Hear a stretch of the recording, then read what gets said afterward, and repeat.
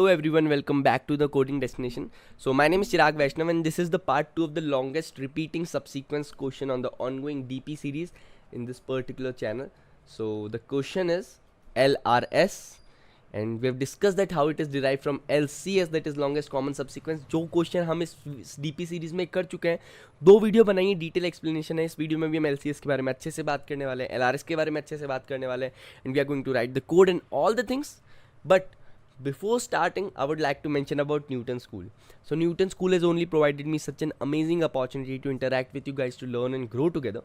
So talking about Newton School is a platform that helps you to build your career in tech specifically. It has a 6 months long curated course which helps you to build your career in as a full stack developer, right? And after the 6 months course, Newton School is connected to a lot of companies which helps you to get placed. And the best thing about Newton School is that you have to pay them after you got placed, right. So आपकी salary में से आपको इनको pay करना, and that is really amazing initiative took by Newton school. So I hope you like this, and if you are interested do enroll in it. Link will be in the description, so do check it out. And now let's start with the longest repeating subsequence. तो longest common subsequence में हम क्या करते थे, जैसे suppose I am having a function, right, और उसमें मुझे स्ट्रिंग दे रखी है s1 एंड s2, राइट. तो उसमें मैं क्या करूँगा कि dp, तो int x is equals to s1 dot size, int y is equals to s2 dot size, right. अब मैं क्या करूँगा कि मैं dp बनाऊंगा int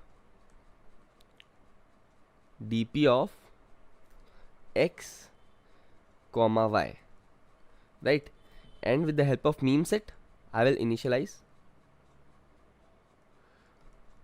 dp to -1 and size of dp.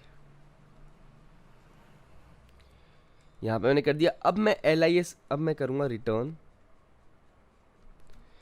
lis, okay, return lis, और मेरी स्ट्रिंग का साइज क्या है, x माइनस, मैं बताऊँगा कि x -1 y -1 क्यों किया जा रहा है, राइट, s1 कॉमा s2, और यहाँ पे मैं dp भी पास कर देता हूँ, राइट. ये मेरा मेन फंक्शन है जहाँ से मैं कॉल करूँगा. अब मेरा lis का फंक्शन क्या रहने वाला है, तो अब lis का देखते हैं. हाँ, x -1 y -1 मैंने क्यों किया है, बिकॉज अगर मेरा लेट्स से चिराग नाम लिखा हुआ है, right, so what will this return, this will return 6, but this index is 5 considering 0 1 2 3 4 है, 1 2 3 4 5 6, there are 6 elements, but indexing is 0 based, तो मुझे एक प्रीवियस से चलना पड़ता है. So we will consider this case. Now let's see lis का क्या कोड रहने वाला है. तो जो lis मैंने फंक्शन कॉल किया था वो इंटीजर है, इंटीजर रिटर्न करेगा, ठीक है. तो x y s1 s2 and dp. तो lis में फर्स्ट केस, जो बेस केस रहता है, वो क्या होता है कि अगर मेरी कोई भी स्ट्रिंग खत्म हो जाती है, राइट, तो longest common subsequence, right, lis नहीं lcs, तो c only, I just misread it, right, lcs. तो lcs में मेरी क्या कंडीशन है कि लॉन्गेस्ट कॉमन सबसीक्वेंस, अगर एक भी स्ट्रिंग मेरी खत्म हो गई तो बाकी कुछ बचा ही नहीं, तो कुछ कॉमन होगा ही नहीं, ऑब्वियसली नहीं होगा, ठीक है. तो मेरा क्या आ जाएगा, if x is equals to -1, क्योंकि 0 बेस इंडेक्सिंग है तो 0 तक तो वैलिड है, 0 से 1 माइनस किया नहीं, कोई भी माइनस हो जाएगा. अगर दोनों में से कोई भी स्ट्रिंग एंड हो गई तब तो मैं क्या कर दूंगा, रिटर्न 0, राइट. अगर दोनों में से कोई भी स्ट्रिंग मेरी एंड हो गई तब मुझे क्या करना है, रिटर्न 0, ऑब्वियसली यस, राइट. अब if dp of x comma y is not equal to -1, तब return dp of x comma y, ठीक है. हुआ क्या है यहाँ पे कि यहाँ पे जब मैंने देखा था तो मैंने यहाँ पे सबको -1 से इनिशियलाइज करा था. अब अगर मैंने -1 से वैल्यू चेंज कर दी है, मतलब वो ऑलरेडी चेंज है, तो this is whole memorization concept is all about कि अगर वो वैल्यू पहले से ही स्टोर्ड है तो मुझे ज़रूरत ही क्या है, ओके. तो मैंने यहीं पे कर दिया. सो this is how this works. उसके बाद अब मुझे क्या करना है कि if dp of xy is not equal to -1, return dp of xy, and now if s1 of x is equal to s2 of y, आखिरी इंडेक्स से शुरू किया है, जैसे आखिरी में मेरे जी मैच कर गया, तो मैंने क्या किया था, ओके मैंने काउंट को एक पढ़ कर +1 कर दिया था, मतलब dp ऑफ एक्स वाई मैंने +1 कर दिए थे, और then I return, right, return for x-1 and y-1, that is length दोनों की -1 कर दी थी। तब इसमें क्या करूँगा, return dp of x, y is equals to 1 plus, let me write it नीचे, LCS of x-1, y-1, s1, s2, dp। ठीक, तो उसमें क्या रहा है कि मैंने एक नीचे स्ट्रिंग के लिए कॉल कर दिया है कि मतलब ठीक है, मुझे एक एलिमेंट तो मिल ही गया लॉन्गेस्ट कॉमन सबसीक्वेंस का। अगर ऐसा नहीं है तो व्हाट वी विल डू, तो मैं क्या करूँगा कि एक केस होगा कि मैं फर्स्ट में से एक एलिमेंट हटा दूँ, सेकंड केस होगा कि मैं सेकंड में से एक एलिमेंट हटा दूँ, and then we will deal with this. तो फर्स्ट केस में मैं क्या करूँगा कि x-1 y s1 s2 dp, and second case will B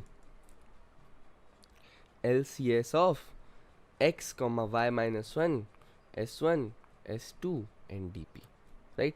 अब मैं क्या कर दूंगा, return dp of x, y is equals to maximum of a, b। So this is the whole code, this is the whole concept that is all about. तो यहाँ पे हम longest common subsequence u find करते हैं, but what is the catch, what is the catch in the particular problem?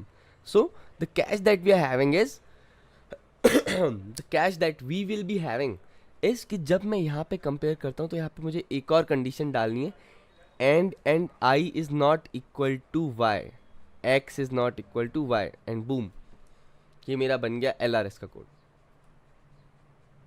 Right. हमने LCS में बहुत ज़्यादा टाइम स्पेंड किया, पर LRS का केवल एक कंडीशन डालने से ये कोड मेरा LRS का बन गया। So I hope you understood this. अगर नहीं हुआ तो हम एक और टेस्ट केस अब रन करते हैं, राइट। तो let's say ax, both the strings are axxy and axxy, right. यही हमारे पास बोथ द स्ट्रिंग्स है, एंड इनिशियली हम यहाँ पे हैं। तो अगर मेरे दोनों एलिमेंट ही सेम हो गए, राइट, तो मैं दोनों के एक नीचे में कॉल कर दूंगा। तो let me just not right the level. तो अब मैं किस पे कॉल करूंगा, axx, अब मैं किस पे कॉल करूंगा, axx और axx। अगर आप भी यही सोच रहे हैं तो यू आर रॉन्ग, क्योंकि अगर यही मैंने कॉल कर दिया तो ये तो मेरा लॉन्गेस्ट कॉमन सबसीक्वेंस हो गया, but longest repeating subsequence what is the condition, index बरोबर नहीं होने चाहिए। अब इंडेक्स की कंडीशन क्यों आ गई, क्योंकि दोनों स्ट्रिंग सेम है, तो अगर इंडेक्स सेम है तो मैं सेम ही स्ट्रिंग लेते जा रहा हूँ, तो लॉन्गेस्ट कॉमन, लॉन्गेस्ट रिपीटिंग नहीं, एकदम रिपीटिंग सीक्वेंस ही हो गया, ठीक है। तो डिस्टिंक्ट नहीं है वो, एक तरीके से पूरी स्ट्रिंग ही सेम हो गई, right. So that is not the longest repeating subsequence. So तो हम इस कंडीशन को फॉलो करते हुए, राइट, तो मैं एक थोड़ा बड़ा एग्जांपल लेता हूँ that will help you understand more better. तो axxxy, axxxy, अब मैं लास्ट पे था, राइट, लास्ट पे था, सेम है, पर इंडेक्स मेरा सेम है, राइट। तो मैं क्या करूँगा, अब मेरे पास दो चांसेस जाएंगे। तो या तो मैं कॉल करूँगा कि पहले वाला y वैलिड है, दूसरे वाला y वैलिड नहीं है, या मैं कॉल करूँगा दूसरे वाला y वैलिड है और पहले वाला y वैलिड नहीं है, राइट। अभी मैं वापस इन दो पे जाऊँगा, है ना। अब वापस इन दो पे गया तो अब मैं चेक करूँगा या तो ये y वैलिड है या तो ये y वैलिड है, axxxy, और वो x वैलिड नहीं है, axx, राइट। और या फिर ये y वैलिड नहीं है और x वैलिड है, axxx और axxx। तो यहाँ पे जैसे अब इसमें वापस वही केस बनेगा कि या तो ये x वैलिड है और y वैलिड नहीं है, तो axxx। तो यू कैन सी कि यहाँ पे वो सेम केसेस बन गया, इसीलिए हम मेमोराइजेशन करते हैं। और जैसे उसमें क्या है कि dp ऑफ 4,4 पे, ये दोनों dp ऑफ 4,4 को रिजेंबल कर रहे हैं, क्यों, इसकी लेंथ 4 है, इसकी लेंथ 4 है, तो dp ऑफ 4,4 4 को रिजेंबल करे, तो अगर एक बार ये चीज़ कंप्यूट हो गई तो मुझे अगेन कंप्यूटेशन की रिक्वायरमेंट होगी नहीं इसमें, राइट। तो this is how we deal with this. तो अगर एक बार कंप्यूट हो गया तो मुझे वापस कंप्यूट करना ही नहीं पड़ेगा उसमें, है ना। So in this case this is how we deal with this. और सिमिलरली ऐसे ही मैं डील करता जाऊँगा। और जब मेरे पास इस केस को, जैसे अब सिमिलरली इसमें क्या एक केस बनेगा कि ये एक्स वैलिड नहीं है, वो एक्स वैलिड है, तो ए एक्स एक्स और ए एक्स एक्स एक्स, राइट। तो ये और ये एलिमेंट भी बरोबर है और इंडेक्स भी इक्वल नहीं है, 0 1 2 0 1 2 3, 2 और 3 इक्वल है नहीं। तो यहाँ पे मैं काउंट 1 कर दूंगा और LCS में मैं डाल दूंगा, LRS में मैं डाल दूंगा कि हाँ एक एलिमेंट है x, ठीक है। तो सिमिलरली मेरे पास 2 एलिमेंट आ जाएंगे जब इसमें देखेंगे, तो ये x और ये x भी सिमिलरली मैच कर जाएगा। तो x और x यहाँ पे मेरे लॉन्गेस्ट रिपीटिंग सबसीक्वेंस होने वाले हैं। So this is how we have to deal with this. अब इसके कोड इम्प्लीमेंटेशन की तरफ चलते हैं। तो कोड भी इसका सिमिलर रहने वाला है। I have written down the whole code.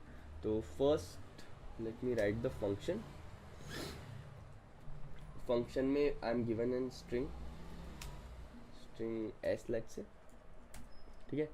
And ऊपर मैं फंक्शन में काम करता हूँ कि इंट dp ऑफ 1000 1000 की 1000 की मैं dp बना ले रहा हूँ यहाँ पे। तो मैंने यहाँ पे dp बना ली है। अब उसके बाद int n is equals to s dot size, string size भी हमने ले लिया है, राइट। अब मुझे क्या करना है कि meme set dp -1 size of dp। तो साइज ऑफ dp को -1 से इनिशियलाइज कर दिया है। अब साइज ऑफ dp को -1 से इनिशियलाइज करने के बाद हमारा नेक्स्ट स्टेप क्या रहने वाला है, राइट। सो जो नेक्स्ट स्टेप हमारा रहने वाला है, it is all about calling the function, right. तो अभी मुझे कुछ नहीं करना है, return LRS, let's say LRS मेरे फंक्शन का नाम है। तो स्ट्रिंग एक ही है, एक ही स्ट्रिंग को मुझे 2 बार कॉपी करना है, तो मैं क्यों अलग अलग वेरिएबल में कॉपी करूँ। I will intelligently take it from the same string, right. And length भी सेम रहने वाली है। तो लेंथ जो है, क्योंकि मैंने आपको बताया था 0 बेस इंडेक्सिंग है, तो फर्स्ट लेंथ ये पास करता हूँ, सेकंड स्ट्रिंग की लेंथ ये पास करता हूँ, क्योंकि स्ट्रिंग सेम है। तो S और dp मैंने ग्लोबली डिक्लेयर कर दिया, तो मुझे कोई इशू है नहीं इसमें। अब यहाँ पे मैं कॉल करता हूँ इंट LRS, क्योंकि मेरा जो फंक्शन है वो इंटीजर रिटर्न कर रहा है, राइट। तो अब यहाँ पे मेरा int x int y string s, बस इतनी चीज़ें चाहिए थी हमें। अब पहली कंडीशन कि अगर मेरी कोई स्ट्रिंग ही एम्प्टी हो गई, either x is equals to -1 और y इज इक्वल्स टू -1, तब रिटर्न 0, राइट। तब मुझे रिटर्न 0 कर देना है। If dp of x y, जैसे मैंने अब dp को 4,4 वाला केस बताया था कि अगर वो पहले से एग्जिस्ट कर रहा है तो मुझे वापस कैलकुलेट करने की, कंप्यूट करने की ज़रूरत है ही नहीं, right. Return dp of x y, ठीक है, कंप्यूट करने की ज़रूरत है ही नहीं। अब उसके बाद इफ़ s ऑफ x बरोबर s ऑफ y, तब तो मेरा लॉन्गेस्ट कॉमन सबसीक्वेंस होता है। पर लॉन्गेस्ट रिपीटिंग सबसीक्वेंस में एक कंडीशन एक्स्ट्रा आती है, and x is not equal to y। बस that's the catch here. Return dp of x y is equals to 1 plus LRS of x -1 y -1। दोनों string को एक पीछे पीछे से किसका दो, वरना मेरे पास क्या आएगा, int a is equals to LRS of x -1 y s int y is equal int b is equals to LRS of x y -1 s and return dp of x y is equals to maximum of a b, and boom, that's our code. So I hope it was helpful. I hope you understood all the things we have discussed in detail about longest common subsequence, longest repeating subsequence, and all the things we have discussed. So this was it for today, guys. I hope you liked this video. If you like this video, do give a thumbs up, subscribe to this channel, and thanks for watching. And also, if you are interested in Newton School's amazing opportunity, do enroll in it. It will be very beneficial for you all, guys. So thanks for watching.